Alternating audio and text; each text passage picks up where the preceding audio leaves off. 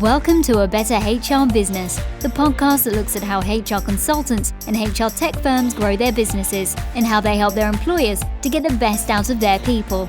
Remember, for show notes and downloads, go to www.getmorehrclients.com/podcast. That's getmorehrclients.com/podcast. Okay, let's get started. Hello, everyone. Thanks for joining me again. Good to have you along. I'm looking forward to today's chat with Matt Burns. Matt is a fascinating guy. He is the founder and CEO of a very cool company called BentoHR. So BentoHR is a digital transformation consultancy working at the intersection of strategy, technology, and people operations to accelerate value creation. Matt, that is a mouthful, but we're going to get into it. Firstly, thank you very much for joining me today. It took us 2.5 years to arrive at that mouthful. So I promise you it was much larger when we started. Well, I like it. I like it indeed. Before we get into BentoHR itself, do you want to give us a quick background about you and what led up to this point of the formation of BentoHR? Happy to, Ben. And thanks for having me today. Appreciate it. My background is not dissimilar to a lot of agency owners in this space. I spent 20 years in the corporate world. The last 15 of those were in HR. The last 5 of those were leading transformational projects, mergers and acquisitions, digital transformations, large corporate restructurings. And I got to an inflection point in my career where I asked myself, do I want to continue to work for somebody else, or do I want to work for myself? And there's lots of reasons as to why I made that decision. But in a nutshell, the flexibility of having my own firm, but also being able to work with and support who I wanted to support was a real deciding factor in that decision. And along the way, I've had a chance to meet some really cool people in this space, whether it's other agency owners, whether it's prospective clients, whether it's influencers and content creators. It's been a really fun ride along the way. And I'm super grateful for the opportunity. Excellent. Excellent. I'm curious, of all those sort of change management projects you did over those years, were any particularly more difficult or more enjoyable? Whenever you involve people in things, they're always both difficult and enjoyable. So one that stands out for me was at my last corporate assignment. I joined an organization that was in its very, I'll call it nascent stage of its digital transformation. Everything was paper. So we had an HR team of about 5 starting out with. Everything was paper-based. Training was people flying across the country and doing face-to-face facilitation. Our technology stack consisted of a payroll module. It was very, very, very basic. But I was brought on board in part to help accelerate the transformation of the HR function and then more broadly the organization, as they had pretty ambitious growth objectives and had tried several times in the past to grow, but had kind of stalled because of human capital challenges. So I came in from the outside in that organization, joined and set about building a strategy that was enabled through technology. And that led to a decision for us to go to the market. We ultimately procured 5 different modules from 5 different partners and implemented those within a course of 12 months. Now, Ben, this was back at a time when the decision around best of breed versus enterprise technology solutions was still very much debated. And most HR practitioners, most businesses in general, frankly, were buying enterprise solutions. So they would deal with one vendor, Workday, Oracle, ADP, whoever that might be, and then buying additional modules as their needs would evolve. That never made much sense to me. The way my mind works, you can't do 12 things really, really well. Yeah. So when I think about some of those vendors, I think about they have one really, really excellent module. And then they have a number of modules that are in various stages of development. And we were an organization that wasn't cash rich. We had constraints like every company did. So I had to operate this strategy within a budget. And when I went to the market and talked to different vendors, I focused primarily on sole source, best of breed partners. Individuals who did one thing really, really well. So I talked to an ATS organization that just built ATS platforms. And I talked to a LMS platform that just built LMS platforms. And in addition to them being much more specialized and therefore much more feature driven, they had, because of the nature of their solutions, built things like open APIs, which would connect more easily to those large enterprise providers. And they focused on things like single sign-on out of necessity, because if they were a single solution in an ecosystem, they had to collaborate. Whereas at the time, those larger enterprise providers didn't offer open APIs. They weren't incentivized to collaborate with other people. So going through that exercise of talking to upwards of 100 unique vendors and whittling it down to 5, and then choosing those solutions, implementing them. And then I ultimately hired a solutions architect in my organization to tie them all together on the back end, we essentially built our own enterprise solution at about a third of the cost of going to one of those larger providers and did it all in 12 months. It was a whirlwind, but ultimately we had to achieve the goal within that tight window because on the other end of it, we had an ERP implementation to support. So there was a very small window for HR to do its digitization around technology before IT's resources would be stretched elsewhere in the organization. So challenging because we had to ramp up an organization that traditionally had not embraced technology and quickly push 5 new solutions at them in addition to their day-to-day jobs. And the change management around that was particularly rough because we had to go through a very accelerated change path, but ultimately it was successful. We were able to build feedback loops. We were able to build trust in the process. We were able to have metrics and measures that sustained momentum, and ultimately went very successfully. And then the following year, we were able to follow it up with a real emphasis on data. Nice. And I suppose it's more than just the fact that you built an enterprise solution, but with a combination of different solutions at a third of the cost and a good time frame. But the fact that probably was a better result at the end, right? Much better result. Yeah. When you have those single source solutions, their solutions are just ultimately better. They're doing one thing, Ben. So they're focusing in on building the best ATS, LMS, HRIS platform they possibly can. And they're much more receptive to customer feedback at the time than those large enterprise providers were. So we were able to work with some vendors that, for example, we needed to help them translate languages. They didn't offer certain languages when we engaged with them originally. And we helped them actually translate their platforms and then did so for a reduction in pricing going forward. So like we were creative with how we solve for problems. If we found a good solution that we liked, and translation was the barrier, we could put some skin in the game with translation. They would ultimately benefit from our support in translating the platform. And we benefited from having locked in pricing that was well below market for the perpetuity of our contract. That's a very creative way to do it, actually.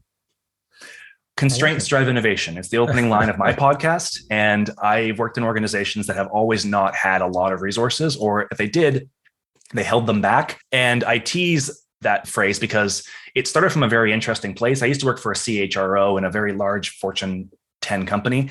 And in that organization, he would sit me down pretty regularly and say, Matt, I have this big project for you to do. You need to get this done and this done and this done and this done. And I'm looking to myself going, I already am working 60 hours a week and I don't have additional resources and I can't possibly make this work. So I give him this look like, what, like how? And then he'd look at me with a smile on his face and say, Matt, constraints drive innovation. You'll figure it out. And I always did. So that stuck with me. It's a function of mindset. It's a function of if you want to make things work, you can make things work. And when you work in organizations in, for example, the retail sector or in manufacturing, where they're very, very, very overhead focused, you have to learn how to do more with less. Yeah, absolutely. So that feeds into the creation of BentoHR. What actually was the impetus and the moment when you decided to launch that? And then how did you go from zero to starting something?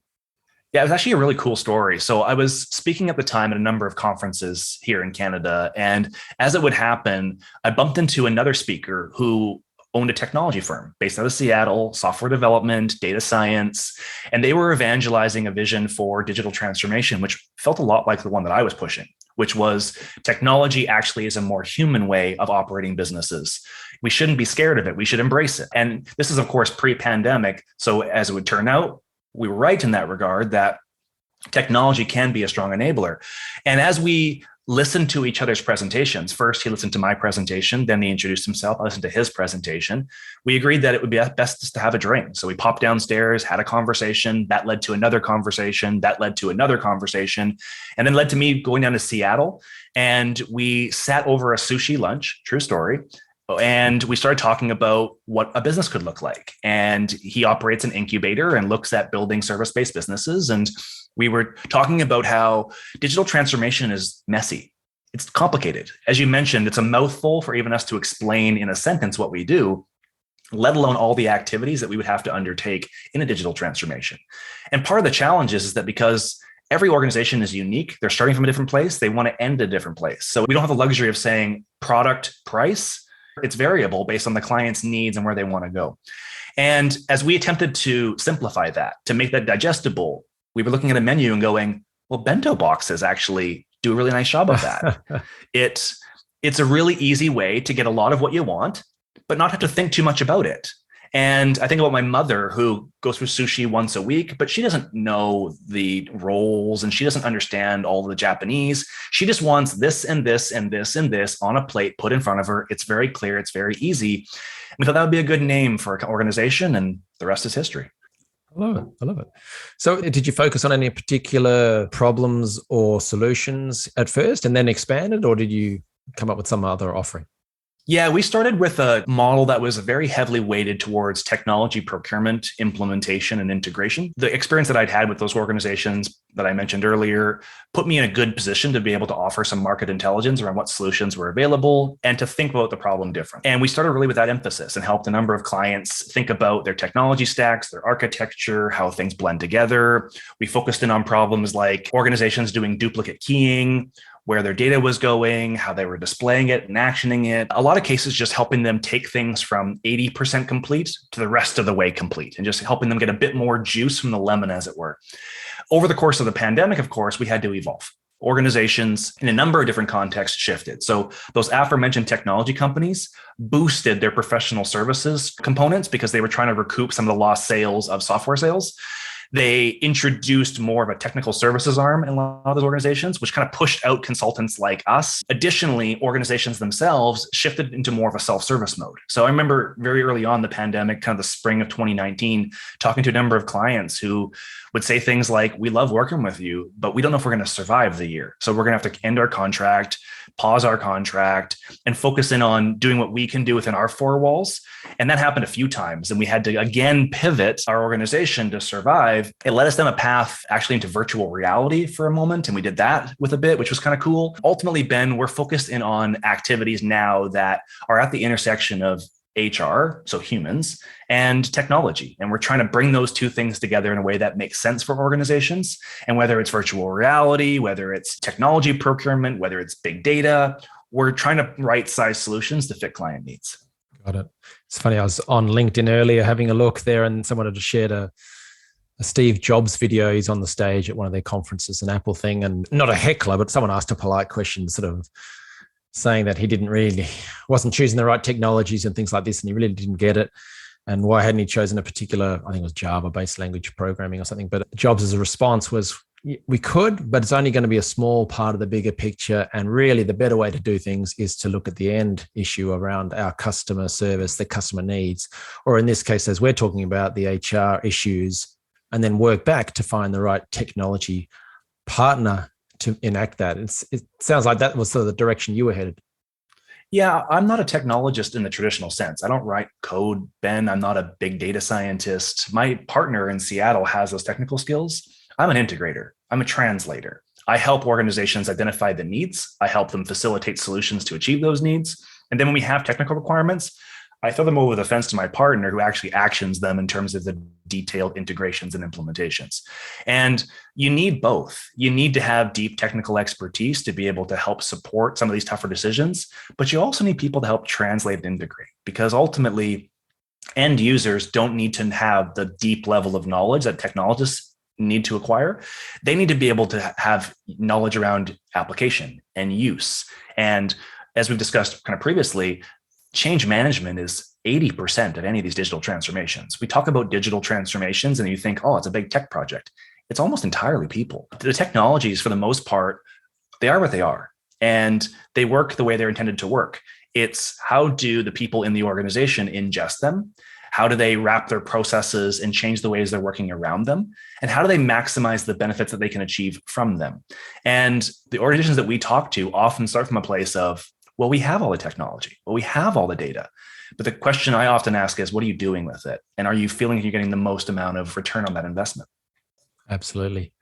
Countless companies around the world and countless people doing roles where they're data entry or entering data in and then wondering what happens to it and never see it again. Absolutely. And more than once in corporate roles in an HR sense, I've been responsible for monthly reports, and then we stopped doing it for 1 month. No one even noticed. So, I mean, yeah. I call that KPI whack-a-mole, Ben. So what is it? Oh, whack-a-mole. KPI whack-a-mole. I used to run analytics for a large organization, multinational company, same thing as you're talking about, $20 billion a year business. And I ran their monthly report, more than 100 unique measures. It would go out the door. Ben, I spent 95% of my time managing politics. Because in this organization, there was a very strong accountability model. And if your results were underperforming 2 months in a row, there was progressive disciplinary action as a consequence of that, whether it was turnover or engagement or regrettable attrition, whatever that might be. We had measures for it. We managed against it. And if there was a problem, we would intervene, believing at the time that we take this seriously. So if we're going to discipline managers for having dropped engagement 3 times in a row, that's our way of showing that this is important to us. What we didn't think about was the broader social and psychological consequences, which is that when you introduce accountability, some people will, of course, take it seriously, make personal changes, and do things differently. And some people will find every possible way to work around the accountability model. Will try and cheat the system. There's integrity issues. And there's a lot of finger pointing. So every month I put out the report, I would just wait for the emails to flood in being like, this report's out of date. This information is not accurate. How dare you? And rather than people just taking responsibility for the numbers and saying, thank you, we're going to do something with this, there was so much energy tied up in finger pointing and blaming that I ultimately took that lesson from that organization. When I brought it to my last corporate assignment, we introduced a no disciplinary policy for any HR metrics. We simply said they're a starting point for a conversation around coaching and performance management. And we will take corrective action if there's an integrity issue. So if you cheat your numbers, if you treat your employees inappropriately based on the numbers, then we will take corrective action based on that. If you don't participate in the action planning process to resolve these problems, we'll deal with that. But we're not going to punish you based on the numbers, because a lot of these numbers have extraneous factors. Like turnover has something to do with the internal part of the organization, but it also has to do with the economy, has to do with other factors that have nothing to do with the managers involved. So by taking away the stigma around corrective action, wouldn't you know it, we built tighter relationships with our line managers. They actually came to us for help. We were no longer the police arm of the organization, but we were rather true business consultants. I went through something similar myself. I discovered early on, before we went to that kind of model, I found this manager who realized that, let's say the employee survey would be held on the 14th, he would hold a company-wide barbecue or a divisional-wide barbecue. That kind of today. I just love the creativity, at least. I had a manager once that would say, hey, if we achieve this result, I'll buy you all pizza. So it's even more explicit. It's like, I get the intention behind it, but there's one thing to say, I'll buy you all pizza to increase participation.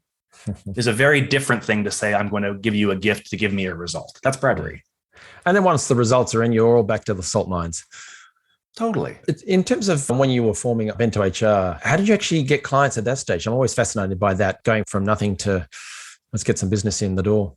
Yeah, it's not easy. One thing I learned really early on was that the moment I became a consultant, all of my corporate friends were now like suddenly very leery of phone calls from me.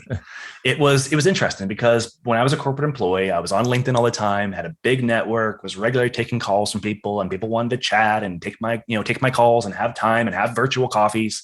But when I became a consultant, it's like, I don't want you to try and sell me. So that was one lesson I learned very early on. The honest answer, Ben, is it's kind of trial and error. And every organization's a little bit different. For us, what works really, really well is occasionally I'll say a smart thing and we'll put that smart thing into the universe, whether it's speaking at a conference, whether it's writing an article, whether it is hosting a focus group. I'll say something that is reasonably intelligent. People will say, I want to hear more of that. It begins a conversation that in some cases leads to business. And a really effective way that we found more recently is just going back to our core network of people and just reintroducing. I mean, I mentioned before, we've pivoted so many times during the last 3 to 4 years that it was important for us to go back to our network, our trusted network of advisors and friends and colleagues and business partners, and say, this is what we're doing now. And that referral network ultimately becomes really important when you're just getting things off the ground. Once you have momentum begets more momentum, but getting things from zero to a cash flow positive business is a challenge for any service-based organization. Absolutely. And the reconnecting side of things with the pivots and then getting in touch, was that just sending people messages? Is it meetings? What was that? Yeah, it's a combination. So it depends on the proximity to the inner circle. So I have some friends who I'm like, I want to talk to you about a sales pitch that I have and I need your direct feedback. they're not going to buy anything, but they're willing to give me straight up feedback from a consumer's perspective. So I value that opinion. Other individuals, it was conversation around, hey, we're trying a new idea here and some new thinking at BentoHR. We'd love to have your feedback in a focus group format. So we'd love to test some ideas with a broader group, and we want to make a big tent event, and we'd love you to come in and just share your feedback around that. And then in other cases, we would ask explicitly for introductions to people through other people. The combination of those three things, now, whether that was a LinkedIn direct message, whether it was an email campaign, whether it was a phone call that I made, more often than not, LinkedIn's my preferred platform. It's where I have the majority of my business connections. It's where I spend the majority of my time when I'm not working. So that for me is often the most fruitful. We've tried email in the past. It hasn't entirely been effective. The conversion rates, the effort that we expend for the return that we get isn't often proportionate. It's good at building awareness for us, but we're selling services. And one thing I've learned the hard way through this business is that it's really hard to differentiate services. Service-based businesses, it's relationships and trust. And price sensitivity goes out the window. It's relationships. So we have to focus in on that. Me sending out thousands and thousands of cold emails to people, great for building awareness, but the conversion's often in the single digits. And I don't want to necessarily have a brand for a company that is spamming people all the time. I would rather have a brand of an organization where it's like, our services are so scarce that you need to come and find us. Now, that isn't always the case. We have to go out and find people in our business, but generally speaking, our network has been pretty fruitful. And people may think about going and giving speeches and talks, podcasts, whatever it may be. Yeah. Some of those things can take a lot of time, especially events, physical events. That's a couple of days gone. What's your thoughts on that? Either taking stands, so actually paying for stuff, or giving speeches at these things? We've made a lot of mistakes in this process. So I've planned events and organized them myself. I've attended events as a speaker. I've attended events as having booths. I think my first recommendation for those people who are considering events is to reach out to your network and establish what is available and what is practical. So there's an event every year that's hosted in the United States that is probably the largest HR technology event, if not the second largest. And really sold as a business development opportunity, but the reality is it's not. It's a place that you go to if you want to get funding. It's a place if you want to go to if you want to build channel partnerships. All the big players are present, but the trade show floor has very little in the way of customers. We spent a lot of money, a lot of time, as you mentioned, a lot of resources to go down to find that out. We would have probably been better served if we'd asked some questions beforehand rather than getting caught up in the marketing of this event itself. Yeah. The events where we had the most amount of success are the ones where we've been able to have a presence on the stage, at least in some way, shape, or form, whether it's a panel or a keynote, and to have a visible presence that is also on the trade show. So people will see us speak, see me speak, and then come by the booth. We get to have a conversation. One or the other. So a stand on its own, bit of a waste, but if you can get the speaking slot, it builds both profiles, right? Yeah, stand on its own is like, I spent a lot of years in retail, and where you have your booth is so important. It's why they charge different prices. So the events that we've had the most success, we were in a highly visible area, and we were highly visible insofar as talking on stage. The events where we've had the least amount of success, we were tucked away in a corner and trying to sing for our supper and hoping that people would come by the booth and we'd be able to engage them in a conversation. But it feels more like somebody trying to sell you a credit card in an airport and less like actually having a real conversation with somebody. So that's for us, that's worked really well. We also piloted some digital events. So we did that in the pandemic. And as I alluded to earlier, we actually put on a 3-day virtual reality conference with 60 speakers in VR headsets and 400 attendees in VR headsets and 400 attendees attending live stream. Awesome. Exhausting. I did one similar, and I know it's exhausting. Yeah, it took us about 8 months of essentially 15 to 16 hour days to put that together. I mentioned earlier about reaching out to your network for help. We tried. Nobody had done it before. So when we talked to Microsoft and Meta and Verizon and big companies, they were more than happy to be involved, but nobody had put on a virtual reality conference for 3 consecutive days with 800 attendees in it. Nobody had tried to onboard 60 speakers in VR headsets and have them present keynotes and panels and fireside chats. So we did that. It was an incredible experience. We learned a ton along the process. And one of the rewarding things that we've heard since then is we have people come back to us 2 years later and say, hey, since that conference, we went ahead and we bought 500 virtual reality headsets for our company. We've expanded this platform and in this technology as a tool for coaching or for performance management or for recruitment. We were able to introduce people to a new way of thinking at a time when people needed new ways to think. Yeah, absolutely. I'm curious, with the for instance, the roundtables and you getting feedback on offers and things like that, were there any examples of where you adjusted your offering as a result of that feedback? Because for me, for any business, I think the offering is just crucial. You can then market it and do all sorts of fancy things, put a bow on it, but unless the offer is not good, it's very hard to sell something. So what were your findings? In our case, really hard to define it. As you mentioned, it's a bit opaque. It's a bit hard to pin down because, again, digital transformation is such a nebulous term. For some people, it means automation. For some people, it means AI. For some people, it means technology procurement or virtual reality or augmented reality. So I think you're spot on. I think we start from a position, and it usually starts from a position of like thought leadership, where I'll assert an opinion. So right now I'm geeking out on a term called employee lifetime value. Most people who are in marketing understand the customer lifetime value. The equivalent is employee lifetime value. We're currently building a model that establishes measures and metrics through an employee's life cycle.